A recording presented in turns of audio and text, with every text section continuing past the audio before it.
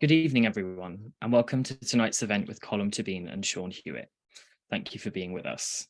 This is the last event in our season before we take a short break for the summer, but what a treat we have in store tonight to tide us over until September. Colm Tóibín, of course, needs very little introduction. He's the author of 10 novels, including The Magician, winner of the Rathbones Folio Prize, The Master, winner of the Los Angeles Times Book Prize, and Brooklyn, winner of the Costa Book Award, as well as 2 short story collections and several books of criticism. He's the Irene and Sidney B. Silverman Professor of the Humanities at Columbia University in New York, and he's been named a laureate for Irish fiction in 2022 to 2024 by the Arts Council of Ireland. His latest book is A Guest at the Feast, a collection of essays that uncovers the place where life and fiction overlap, taking us from the streets of Buenos Aires to a deserted Venice during the COVID pandemic, and includes an extraordinary and intimate account of his cancer diagnosis. Colm will be in conversation this evening with the brilliant poet and writer Seán Hewitt. Seán is the author of All Down Darkness Wide, winner of the Rooney Prize for Irish Literature, and the poetry collection Tongues of Fire, winner of the Laurel Prize. As usual, our books are on sale this evening from our bookshop partner Newen Books, and information about how to order those will be posted in the chat shortly. I'm going to hand over to our speakers very shortly to hear all about A Guest at the Feast. And please do remember that we'd love to hear from you this evening. There'll be time towards the end of the conversation to get to your questions, so please do post them in the Zoom Q&A box at any time during the event. Colm, Seán, welcome, and over to you. Thank you very much. Thanks, Jack. Okay, just the two of us. Thank you very much for taking the time to talk to me. I was just saying to Colm in the backstage of the chat that I've been listening to A Guest at the Feast on audiobook as well. So Colm's voice has been kind of running through my head now. I feel like I'm going to start talking like you soon. I wanted to start off, it's such a brilliant book, but I wanted to start off with I Guess at the Feast, a title essay, because I think it might be a good place to start. It has such a great opening line that perhaps caught my attention because I also come from a place similar to this. But you begin with, there are no artists in Enniscorthy, but there were rumours and the odd mention of a writer and a painter who had been born in the town and left, which I think is a really great way to kind of introduce a place by who isn't there, or what opportunities that kind of emptiness or blankness might give to you. And I wonder how that place became the beginnings for you as a writer. What is it like to come from a place where perhaps other people haven't written about before, or perhaps isn't already kind of oversaturated with writing in a way that perhaps Dublin might be? I suppose it was the place was also a house.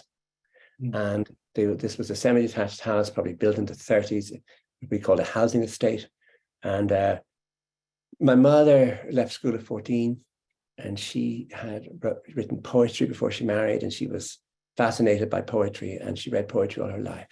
So that was there in the house. And strangely, you know, the Shakespeare, I think the more remote place in English language countries, the more important Shakespeare becomes. And that a fit-up group read by an actor called Anya McMaster toured, and my mother saw all the Shakespeare plays in that way. The Othello she saw, in fact, had Harold Pinter as Iago, because he was with that fit-up group in those years in his own early 20s. So that was talked about. My father had gone to university. There were 2 scholarships per county in those years when my father got one of them. And so he was obviously the first of his family to go to university. So that idea in the house of learning, of books, and there was no sense ever that you needed to go into the world to make money, or you needed to, but you wanted an indoor job, an office job, but actually what you wanted to be was a teacher. And my 2 sisters became teachers. My father was a teacher. And being a teacher was the thing.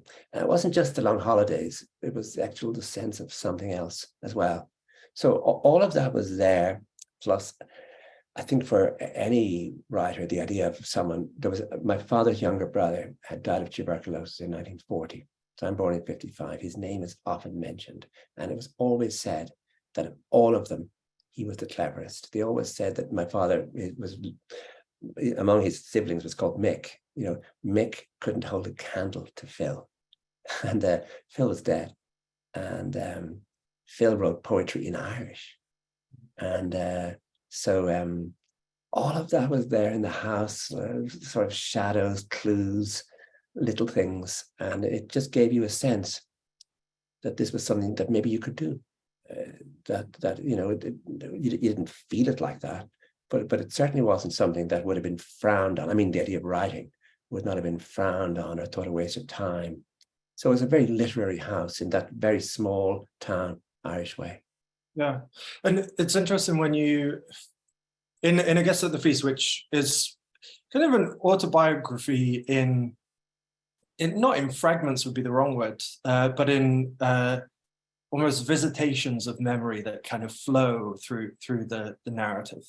And perhaps one of the questions I'd like to ask you is how you arrived at that way of writing. Was that something that just kind of appeared to you, or is this an edited version of a longer text? But one of the characters or the people who comes across really vividly is your mother, and your mother particularly as a reader, but also as a kind of, she has a feisty way of dealing with one of the brothers who teaches you, who puts you in the B class. But I wonder if you can talk a little bit about your mum's reading. There's a moment where you find McGahern's books and Edna O'Brien's books, banned books at the time, in her bedroom, is it, or up on a counter, and how that informed your way not only of reading but of thinking about readers and your own readers, because your mum has this quite, probably not an idiosyncratic way of reading, but just one that as people who write we don't necessarily come across so often, which is that she is quite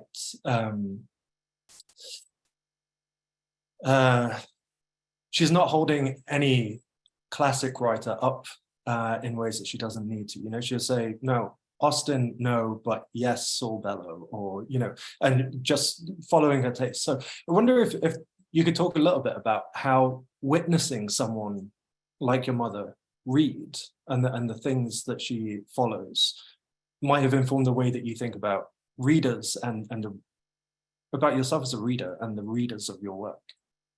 Yeah, I mean, I suppose I'm writing about her, I suppose, as a thing that almost every writer wants, including poets, which is an ordinary reader. The idea of outside the literary group, somebody somewhere in a library has found my book, is taking it down and has found a poem that matters to them all on their own, without any intermediate, with it being on courses or it being even in an anthology. It's just there.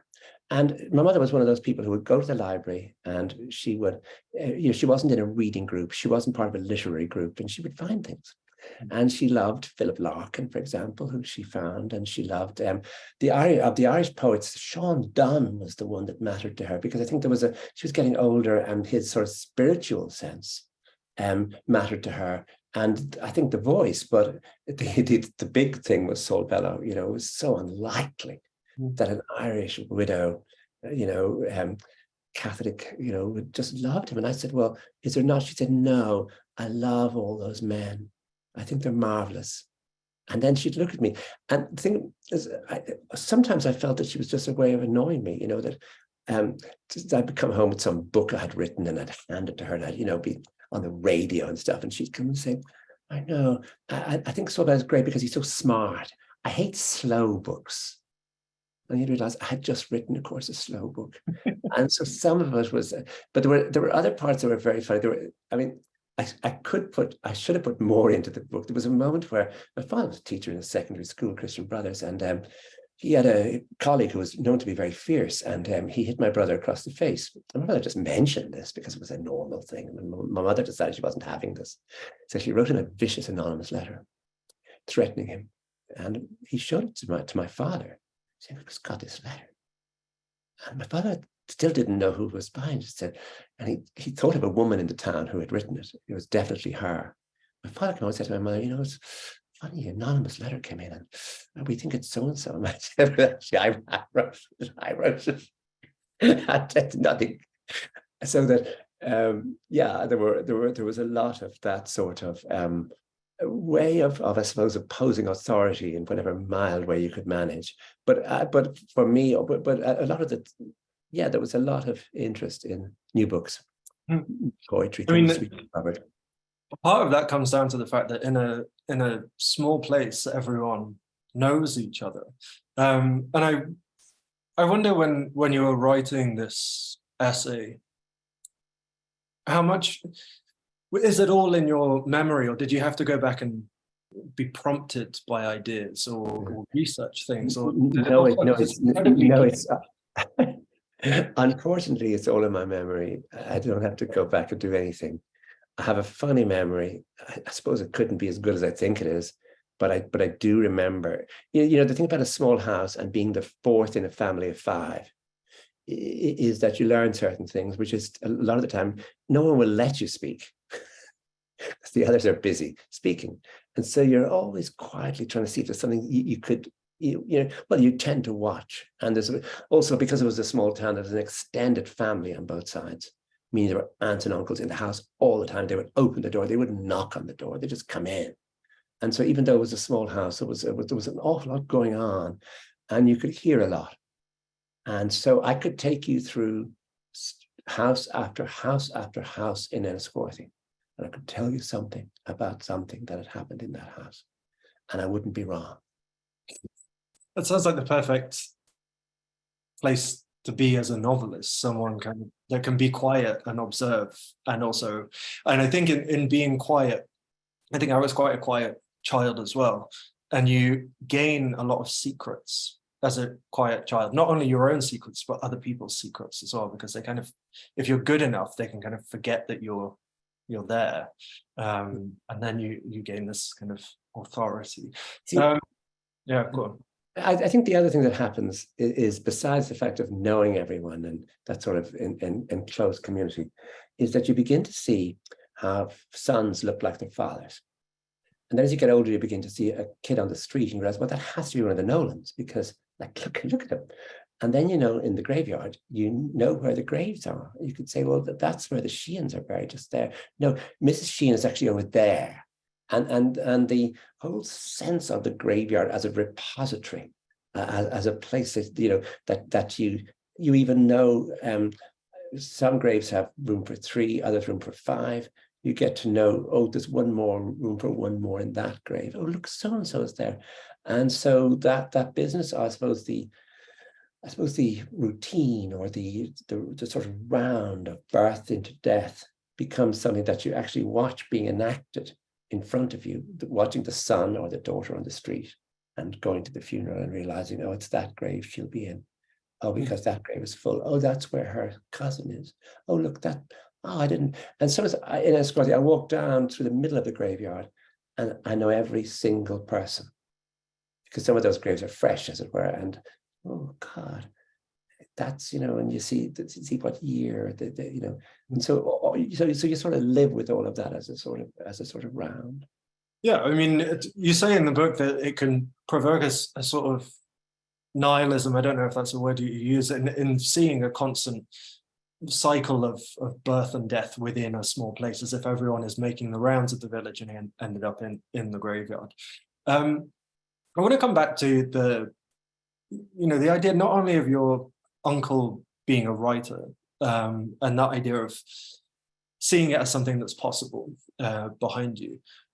But this is, I don't know, do you know Tony Walsh, the activist and DJ? And a couple of years ago, Tony had sent me a PDF of the speech that you gave when the Irish Queer Archive was donated to the National Library of Ireland. And in that speech, you'd also talked about a different sort of relationship with, whispered conversations about perhaps someone will come up to you and say, well, your uncle lived with a man, or the nurse of was there when you were born. You know, she had a lovely friend and they moved to Brighton or something. And the way in which there's a kind of relationship between openness and secrecy there. And once you hook into the fact that you had a forebear or that there's someone else like you, there's an oddly freeing thing because you feel like perhaps you belong. And a lot of these essays seem to me to be hinged on an idea of secrecy or hiddenness and openness, not only in terms of sexuality, but in terms of institutions and history. I wonder if you could speak a little bit about hidden things. Oh, my video's just gone off. About hidden things, and about why, as a writer, you might find yourself attracted to uncovering these hidden things, whether it's in terms of personal history or national history. There's a joke in one of my novels where someone is trying to come out to his parents, and he says it's really difficult because my heterosexual brothers and siblings have not yet told my parents that they're straight, and you know, so that people just didn't talk about sex, but they really didn't talk about homosexuality. I went to boarding school, St. Peter's College in Wexford, diocesan school in 1970, and it was a funny time because the priests spent their summer holidays in America, the teaching priests, and they were coming back with all the new ideas.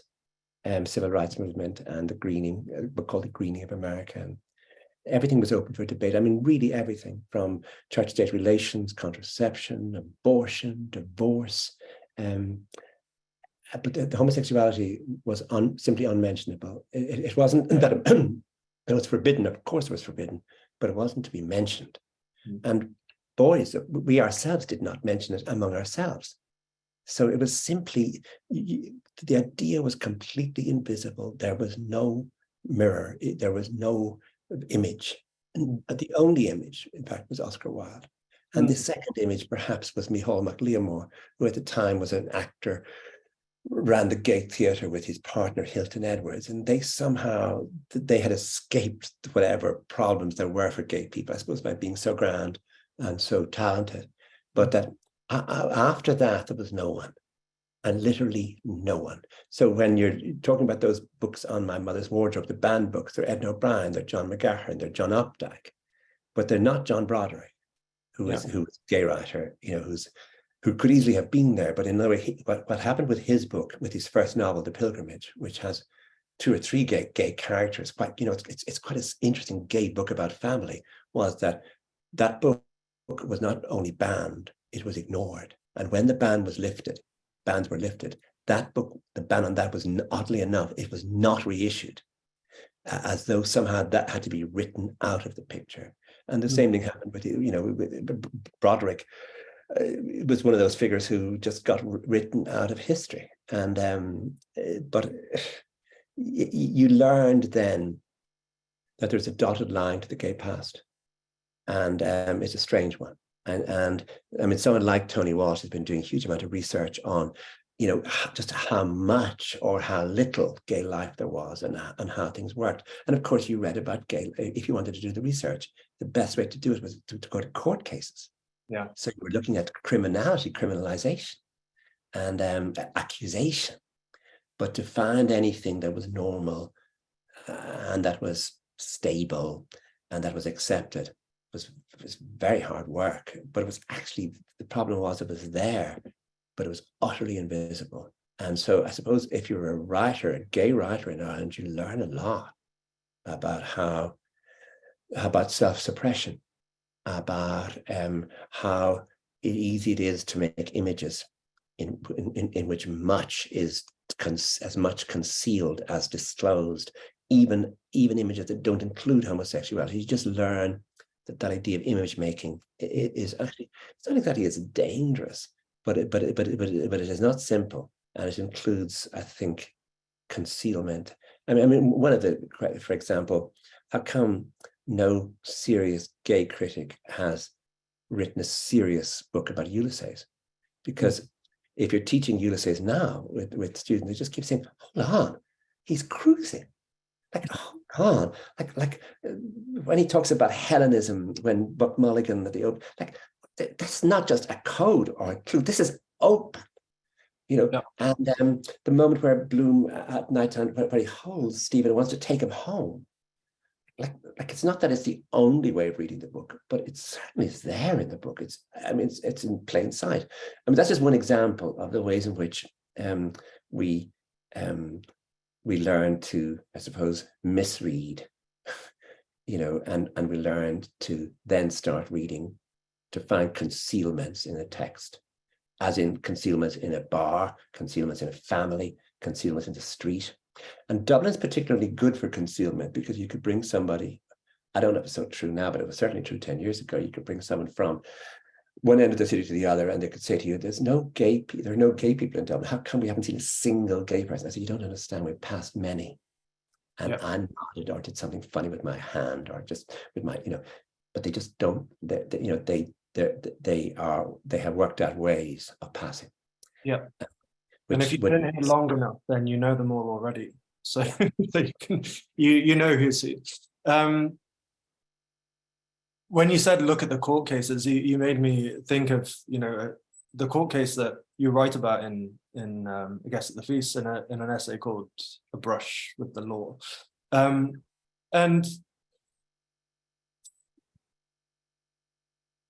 one of the things and this is a question that I perhaps I'm stupid for asking, but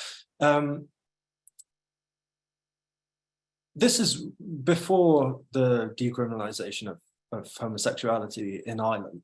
And how was it to be a writer or a journalist covering issues of gay rights and gay life in Ireland at a time when it was also criminal to have gay sex? Well, what sort of position was that to be in? No one cared about the criminality. The cops had stopped bothering people. And there were really very few arrests after sometime in the 1960s. So that when I came to Dublin in 1972, there were two gay bars, Bartley Dunn's and the Front Room uprises. And a few gay clubs began and closed and began. Later, there were gay saunas, there were quite a number of them. And so there was quite a lot of busy gay life that went on in the city that was both invisible and in plain sight. Nobody bothered. The criminal thing didn't bother anyone then. And that's odd because historians might think, oh, they lived under the shadow of criminality. That just wasn't true. It was almost the same way as there was a sort of bohemian class in the city who lived outside the general, I suppose, set of restrictions that were there, and you could live as though they didn't affect you. But David Norris decided that he had enough of this, and that this was a sort of hypocrisy having these laws on it, and they really were damaging, and that he brought the case. The interesting thing was that this was, I went down there and there were no journalists there. There was a single stenographer, and the newspapers were taking their reports from that. I thought that was an extraordinary. If the Irish Times didn't have somebody reporting on this, RTE didn't, but they didn't. And so the story is that David Norris lost his case in the High Court, appealed to the Supreme Court, and the Supreme Court judgment is one of the lowest moments. And it's not just because I'm gay, I'm saying it's one of the lowest moments in the history of the Irish Supreme Court. That has a lot of very high moments, but this is a low one because the Chief Justice brought in evidence that had not been tested in court, that was more or less hearsay evidence about how homosexuals spread disease, and brought it in as evidence. And it was a 3-2 decision. It was unlucky in a way, it was 3-2, could have gone either way, but it didn't. And one of the judges who agreed with the Chief Justice was later on himself made Chief Justice. And David Norris then went to Europe. Mary Robinson told me a marvelous story that after the case was heard in the European Court of Human Rights, one of the judges said to her, it was lovely seeing the plaintiff David Norris and his boyfriend, his partner, was Nick Robinson, was sitting with him, and they both looked like two marvelous Trinity gents, Trinity boys with their beards and their suits. Then it took the Irish government a few years to change the law, but there was in some way a thriving gay scene in Ireland anyway. And there were also, of course, a number of superb activists who, outside the David Norris, which was a very individual thing, what he did, but people like Tony Walsh were actually there all the time, creating an atmosphere that's saying that this sort of repression is intolerable, even though, as I say, it didn't affect you in your daily life. In other words, if you thought you were going out tonight, you didn't think, oh, I'll be arrested or I'll have my name in the paper. You didn't have that. When you became a journalist, or when you were working as a journalist, I don't know how you would like to say it. How did that change your relationship to politics? There's a long thread in all of these essays about the relationship between, as you say, poetics and politics, or as Jack, I think, said in the introduction, fact and fiction. And maybe they're not the same categories, but when you were writing journalism, or where you continue to write journalism, as you have in this book, there are 3 or 4 essays in the second section that are you're wearing the hat of a cultural critic, perhaps, or as an engaged citizen writer. How does adopting that role differ from the other roles you take on? One of the things that stood out to me in these essays is that they seem to have a sense of uncertainty that is upheld, or an ambivalence to them that you allow to sit there. And occasionally you might even change your mind within one essay, or I suspect that some of the essays were chosen to show how different ideas have developed as we move through them. So we also get a sense of a change of your thinking, perhaps, over some of them. I wonder, does the essay itself, or the work of journalism, come under a different pressure to be certain? And how do you evade that pressure, which you do very successfully sometimes? I'm very susceptible to any atmosphere where I am. So that I worked first for In Dublin magazine, which was, some people were really committed. People like Fintan O'Toole were working there, Mary Raftery were working there. They later became they were at the time even, but I got interested in the possibility of change in Ireland by just talking to them.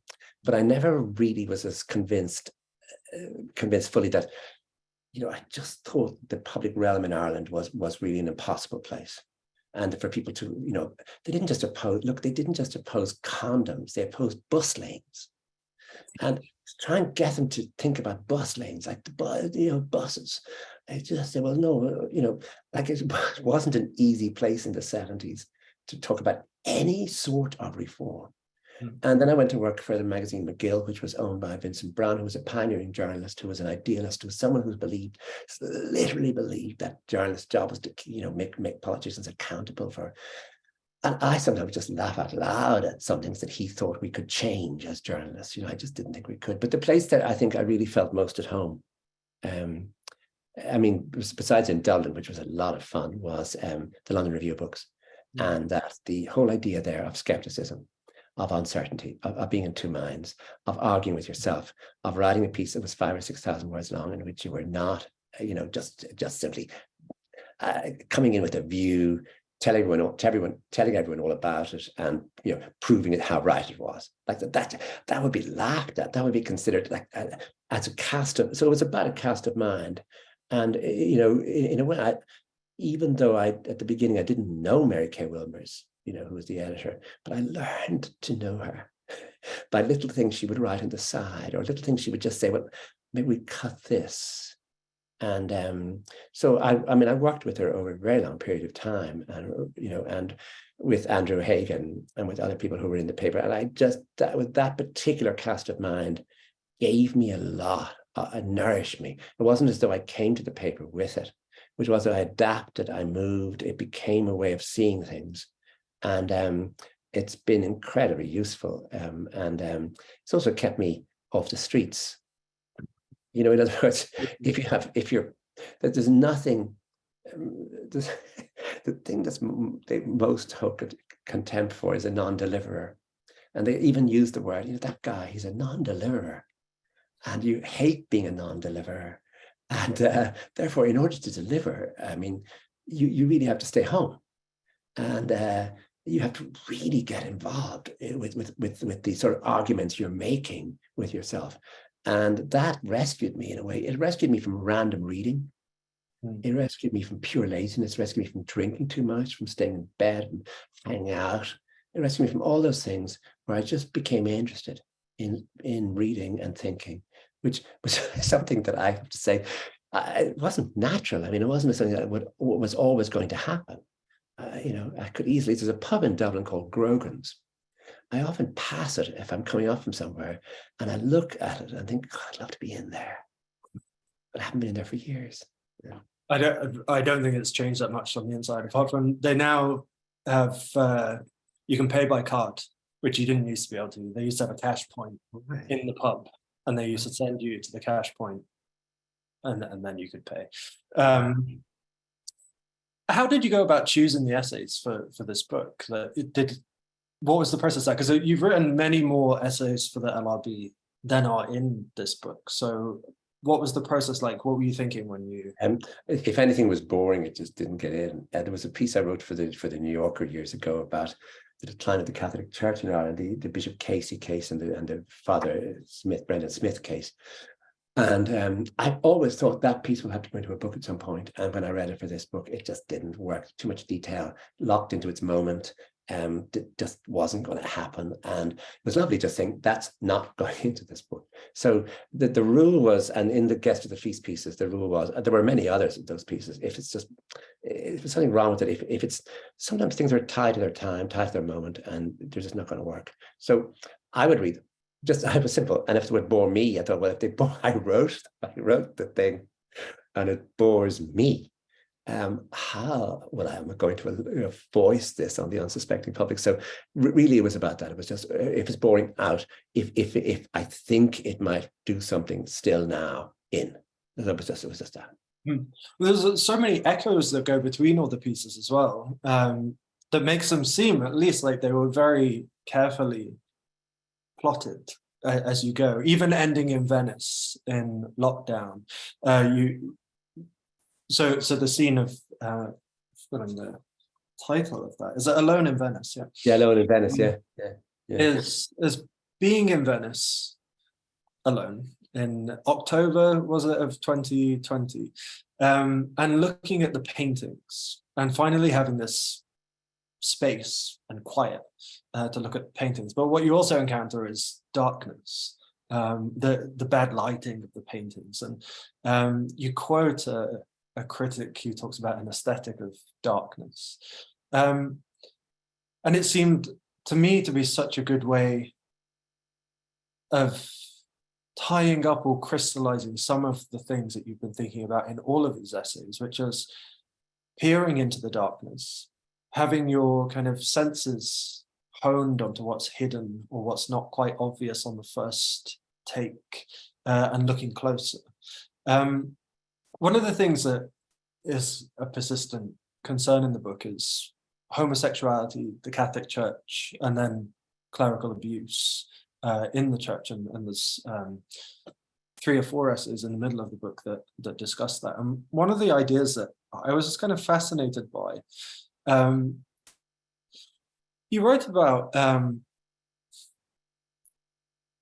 the calling to become a priest or a member of the clergy as being in some way akin or easily misidentified as the awareness of homosexuality in a person. So one might be aware that they are not attracted to women, and so celibacy in the church doesn't seem like too big an option, an obstacle. But one of the other things you said is that And it reminded me of, I don't know if you ever read Walt Odette's book, Out of the Shadows. No, it's fascinating. I think you'd really enjoy it. He's a psychoanalyst, I think based in California. I'm not so sure. But he has this idea that gay people are more aware of their internal worlds because they see the difference between themselves and the external world. Whereas I think he says straight men don't see that difference, so they don't necessarily see the boundary between themselves and the world so heavily, so it doesn't send them inwards or introverted. And I think you had a similar idea, the idea of an awareness of homosexuality as being something that sends one into solitary thinking or self-awareness that might in some ways feel like a calling or a push towards seeking some sort of spiritual connection with something. I wonder if you can talk a little bit more about that idea. I think it's a really fascinating one. It was, I mean, it was in the London Review of Books I could do this because I had the space where I could try and make the argument at some length, because it requires a lot of work. So the problem I had was that in St. Peter's, I was just there for 2 years. So I was there between the ages of 15 and 17. It's a diocesan school with a seminary attached. So out of that period, I probably knew 5, maybe 6 men who became priests and were later abusers. And I had to think, what does that mean? What did it look like then? Was there a clue? How was it known? And one of the things that occurred to me was they entered the priesthood in all sincerity and seriousness. And it was lonely. They were homosexual. They were in a boarding, they were running a boarding, one of them running a boarding school of 300 boys. Like 1 year going to the next year, I discovered with one priest, because I could do the dates. He was friendly with a group of us. A lot of my friends were doing honors physics. And he was really pushing them towards getting honors. He was really working with them. And he was close to us all, and we were friends with him. And it was the following year after we left that his abuse resumes. And thought, I know that winter where all the boys he would normally be looking after, and and we would go up to his room, we'd use his telephone, use his stereo, eat sweets. It's all sounded like grooming. It wasn't grooming. It was that he was a really devoted teacher, but he was gay, and it was hard. And of course, he also, the church gave him such power, such authority, a feeling that he was invulnerable, that he could do whatever he liked. And he didn't pick on honors physics students. He picked on poor fellows who, were from maybe further out the country than some of us. I was from the town. And he picked on fellows who were in the B class. So that there, it isn't as though this was a good man doing his best. It wasn't like that. But the point you're making at the beginning is that at 15 or 16, you stop taking the world, if you're gay, you stop taking the world for granted. You watch everything. You're with your friends. They have a sense you're with your male friends. If they're straight, that they're going to go on to live the same sort of lives as their fathers lived, or as in advertising on TV. Everything is going to suggest that love leads to marriage, and marriage leads to children, and that they will be the head of a household. And you are watching, thinking, I won't be. What will I be? I don't know what I'll be. And then everything you see, you think that's not going to include me. And that not only is a way of looking outwards, but it becomes a way of looking inwards. That I suppose that sense of not taking the world at its face value then means that you're somehow more yourself when you're alone. And that solitude gives you a sort of, I suppose, an introspection that can lead anywhere, including into a great sense, especially around 17 or 18, of spirituality, of somehow or other getting a sense of you as a solitary figure, as a soul connected to something much larger than society or siblings or children, something huge, much larger. but in any case, whatever it is, it led men into the priesthood. Mm. And they entered into, in all sincerity, and in my reading of the story, they managed to get through their 20s without abusing anybody. That it starts later. Mm. And they obviously, you know, as I say, did immense damage. I mean, just reading the accounts of boys in their, you know, years later describing what the 20, 30 years had been like in their marriages, say, for example, and their work. But I was trying to make sense of something that seemed, everyone was looking at it, I suppose. It was generally looked at, these people were just simply criminals, and they were perverts, and they were abusers, and they should be put away. So I said, well, I'm not denying any of that, but I'm saying that actually, how did that occur? What was it? Quick? Was it slow? Was it gradual? Was it natural? I mean, was it inevitable?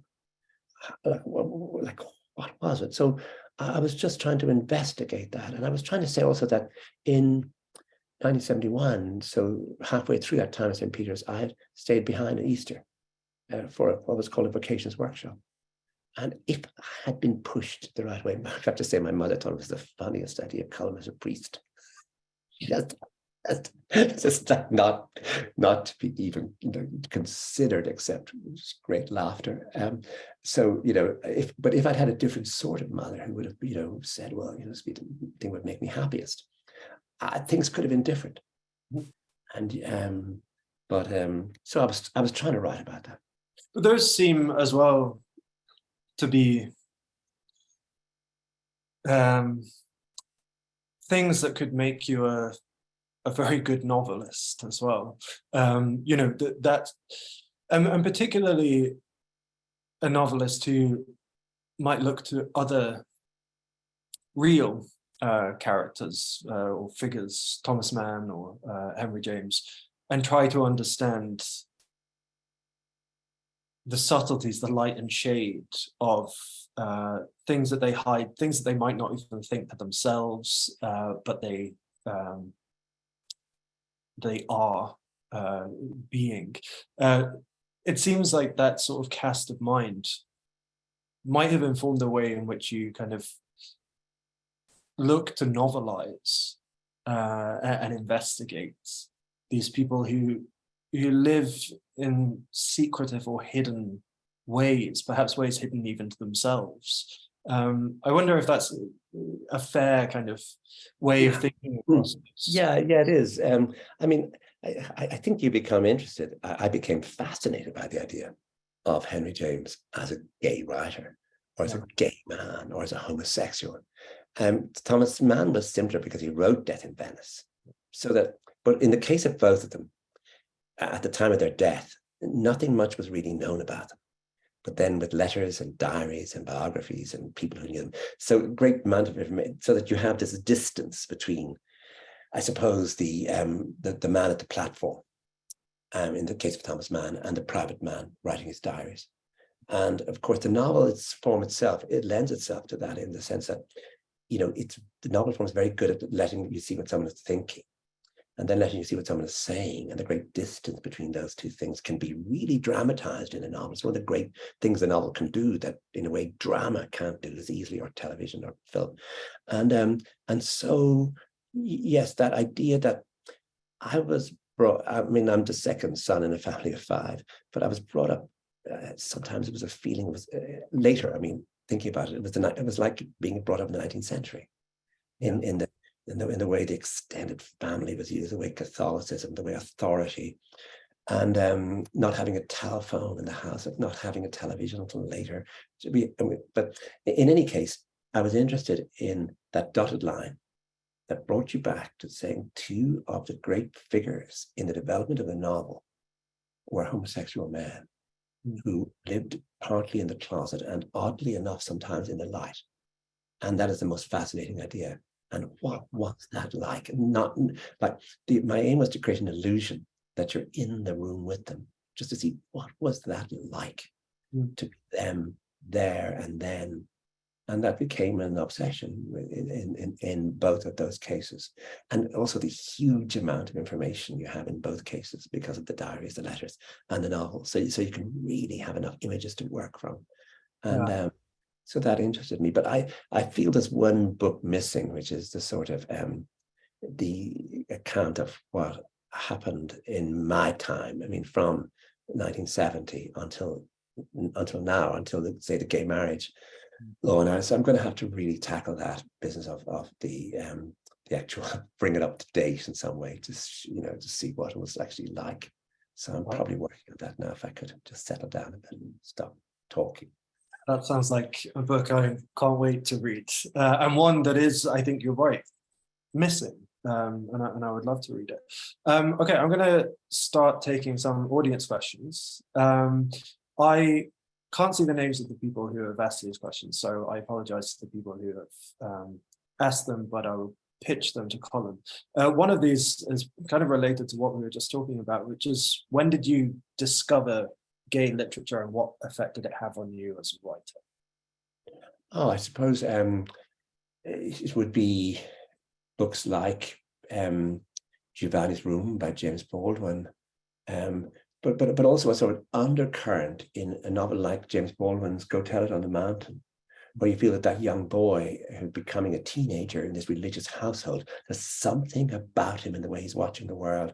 And I know that I got that book for my 18th birthday. I probably still have that copy, and I would have read it that summer. So but I also saw Micheál Mac Liammóir performing his Oscar Wilde show in Enniscorthy when I was younger, when I was about 13 or 14, because he was considered such a great actor with such a great voice that my uncle brought us all. We all went, the whole town went to see him. And he was doing his Oscar Wilde one-man show. It's a very carefully written show, but nonetheless, there it was. It was open for us all to see if we only. It's amazing how the theatre can become quite a permissive space when done with a bit of camp or a bit of humor thrown in ways. I think it's very difficult to explain to somebody now that there was no pornography. That, I mean, you just simply were brought up entirely without pornography. And that really, I think, really makes a difference between generations. I mean, there's a scene in, I can't remember which of the essays it is, when you're in one of perhaps the Christian brother that you were talking about, that used to let you into his room where the telephone was in the sweet sauce. But when the wrestling scene from Women in Love comes on the television, and I watched that scene, I have seen the film ages ago, and I remembered it being quite, I don't know how even to describe it, but it's about 10 minutes long. It's up on YouTube now, you can watch it. And the most kind of incredible... if it's on YouTube, please watch it, because I was probably 16 years old, and we watched the Late Show and the Priest. We were all in our pajamas, and there's a film show, Barry Norman's show, comes on BBC, and the priest turns over to it, just as, and suddenly this, Alan Bates, and who was the other guy, even more beautiful. Who's that? Oliver Reed? Yeah, Oliver Reed, yeah. But the other one was If. If wasn't banned in Ireland. And I don't think it was cut. And it's a Lindsay Anderson film set in a boys' boarding school. And I traveled up. I was meant to go to the Young Scientist exhibition in Dublin. And there was a special rate on the train. And but I didn't go out to that at all. I went in, I found the cinema. I was probably 16, it's probably 71. I found a cinema where If was showing. It was a cinema in Westland Row, or Pierce in Pierce Street, and I was riveted by If, by the sexualization of a boarding school life, because I just didn't know you could do that. It's amazing when you don't have loads of access to those sort of images or stories. And I don't know what it's like growing up now, but even, when I was a teenager, I remember seeing an advert for Brokeback Mountain in the paper, and it must have been a couple of months before the film came out, and I couldn't stop thinking about the idea that that was a real film and that someone was going to show it, and that it might be on in the cinema and you could go and see it. And it became like this thing, because I don't think I'd ever seen two men kiss. So like even just that moment would have been kind of a bit mind-blowing to me. But I think if I'd have been showing the women in love wrestling scene, I might have had a heart attack. A heart attack is one way of describing it, I think. Who's your favorite essayist? Oh, I suppose James Baldwin. Yeah. Again, you notice in the essays, there's a Library of America book. It was published first as The Price of the Ticket, but the Library of America book includes more. So it's about 1,000 pages of his essays. You notice he doesn't manage to integrate his civil rights interest with his homosexuality until much later in his life. You know, it's in the 80s when he's able to write about being gay. Earlier, he's talking about my children and stuff. But he's still, I think, in that way, being able to argue with himself, being able to speak difficult truths. So, I mean, but I think that 1,000-page book of Baldwin's I just love that book. The rest of your summer, whoever asked that question, go and read 1,000 pages of Baldwin's essays. And Marilynne Robinson, who you write really well, and I'm sorry we don't get to cover everything in the book, but you write really well about her essays and about religious, putting religion in its place, how to write a religious character. And that's a fascinating essay. For anyone that hasn't yet bought A Guess at the Feast, I would recommend that one. Okay, how do you deal with the tension in your writing, either when you're writing fact or fiction, between taking us into the memory or the emotion without the prose becoming sentimental? Oh, it's I mean, that's your job. Just saying, writing The Magician about Thomas Mann and The Master about Henry James, is your job is to create an illusion for the reader that they're in the room. You're not interested in knowledge. You're not interested in telling them. And then you wrote another book, but you have to do that sometimes. But you never know how much to do it or not do it, and you get it wrong. And then it's what you need to cut most before the book is published. So your job is to create illusion. And if you just work with that all the time, trying to be accurate emotionally, what would he have thought then? No, if he thought, his mother dies, he over the following weeks he missed his mother. No, stop it. You want a more complex thought there. You want even just a blank. Cut it. Don't bring it in. The amount you leave out is as important. But also, just every time you work, it's a constant business of erasing. Before even you write it, sometimes erase. In other words, as he grew older, don't give us that. You go, he woke that morning feeling that he had not rested in the night. No, that's such a cliche. Oh, not rested in the night. Yeah. I mean, so you just go, he stopped drinking orange juice that season. I don't, just like come in with something. Or the doctor told him he should drink less coffee. What do you do now? You're constantly working on what's the most plausible, possible, and least sentimental thing this person might now do in this next paragraph. And often you want a paragraph sometimes that doesn't do any plot work, doesn't do anything at all, but just has some sense. And a novel is open to that of, I suppose, texture of some sort of thing that someone just looking out the window. When he looked out the window, he saw the swaying trees. No, he didn't see the shut up with your swaying trees. Or he knows the dwindling light. Stop dwindling light. Give up that nonsense. What did he see? He saw nothing much at all. He just looked towards the window, and for a second, suddenly it struck him. He said, stop writing. It struck him. You write that too much. It occurred to him. It struck him. He noticed, get all those words out of your book. So you're constantly involved in a battle with yourself. Just stop writing a lazy sentence with a lazy observation in it. And do you, sorry, I'm piggybacking on this question now, but do you write the lazy sentence and then rework the lazy sentence? You work sentence by sentence. How do you? The hope is if you don't write it, don't write it. Because if you say, oh, I'll write it, I'll take it out later, that's stupid, because you have to write as though you're not going to get a second chance. So you have to go at it as though, as though there's a shortage of paper.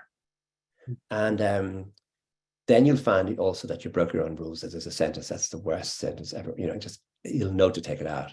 But no, the hope would be not to write it. So as you come to each sentence, you actually start this sifting, scrolling down business to get the one that is least untrue. Yeah. We were talking about John McGahern, who you also write about in this book. And I remember Frank Chauvelin, who's edited the letters of McGahern, saying that McGahern is almost purging his writing away. The more he gets towards the end of his career, the more obsessive he becomes with almost refining himself, paring it all back to get the sentence that says enough without looking like it says too much. This kind of clean sentence that is almost unobtrusive as you read it. It seems kind of natural, perhaps, as you read it. Did you consider writing on John Broderick? And if not, why not? I write a blog for the Arts Council website because I'm laureate for Irish fiction. So part of my thing is every month I write a blog, and the recent blog I've written, I think it's about 2,000 words, is about John Broderick. There's not enough there for a novel. It's a terrible business what happened to him, and also to Kate O'Brien, who was a lesbian novelist, that they both found great comfort in drinking, and the drinking really began to destroy them. And they found being in Ireland very difficult. And they both went to provincial England, of all to go on your own to live in Bath, thinking you're going to find good company. She went to Haversham in Kent. Like, they both suffered enormously in those years in England because nobody knew who they were, and there was no literary company. And so they were stuck in these houses they bought with some books. And it's this Broderick story is too sad, and it's too openly so for me to be able to do anything with. Which novel would you recommend by him? Because I was looking, and he actually is quite prolific. There's quite a lot of novels. I think you have to read The Pilgrimage because it's his first novel. It comes between The Lonely Passion of Judith Hearn by Brian Moore and The Barracks by John McGahern. So it's, if you see them as all three together, it has a sensuous woman living in the Midlands, and it has all the ingredients of the other books in a way, except that she has quite a lot of fun. But Mrs. Glynn. But I don't think he's as interesting a stylist, or as his characterization is as strong. But if it hadn't been banned in that year, I think it's 1962, it would have really made a difference to the society. And there's also another novel called The Trials of Father Dillingham, which is about four adults living together in a house in Dublin, two of whom are a gay couple living in complete peace in Dublin. And again, that novel was completely ignored. I was in Dublin, I was writing about books when it came out. I had no memory of it. But if The Pilgrimage had been allowed out, it could have changed certain things in not the literary landscape in Ireland, but actually the landscape in Ireland. One for the reading list. I'll put it down. I don't know, are they still in print? Yeah, The Pilgrimage is, yeah. Yeah. All right. Well, speaking of changing the literary landscape in Ireland, I will say thank you very much for taking the time. Thank you to everyone for joining. There's hundreds of you, so it's really nice to see you all. And thanks for your questions, and thanks to Jack and 5x15 for hosting us. And now, and Sean, thank you very much for taking time to do this. I mean, I know you've got better things to do. No, not at all. Thank you both so much. That was fascinating. I could listen to you talk for many more hours. So thank you so much for being with us. And yes, please do get your copies of the books. There are details in the chat with information about how to order. 5x15 is taking a short break over the summer, but we'll be back in September on Tuesday the 5th with Dr. Michael Mosley. And there'll be more information about our future events posted on our website very soon. So keep your eyes peeled. Seán, Colm, thank you again so much. Good night, everyone. Thank you. Good night. Good night. Thank you.